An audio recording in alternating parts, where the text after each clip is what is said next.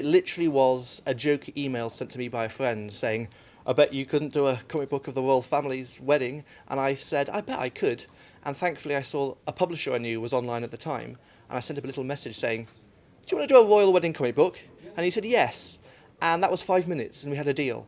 I did an awful lot of research for the book, an awful lot of reading of books, magazines, newspaper articles.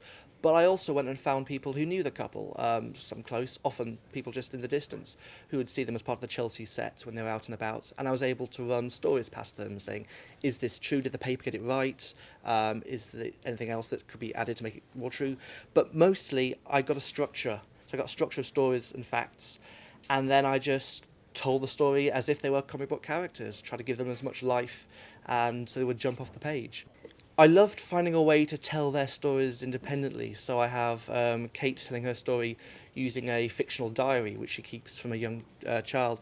And then from William, I was able to use a mixture of newspaper headlines going through his whole life and taking the idea of like army, RAF mission briefings. So I was able to take those things together and do very different ways of telling stories. So with Kate, it's much more what she's thinking, her emotions, taking her through her life.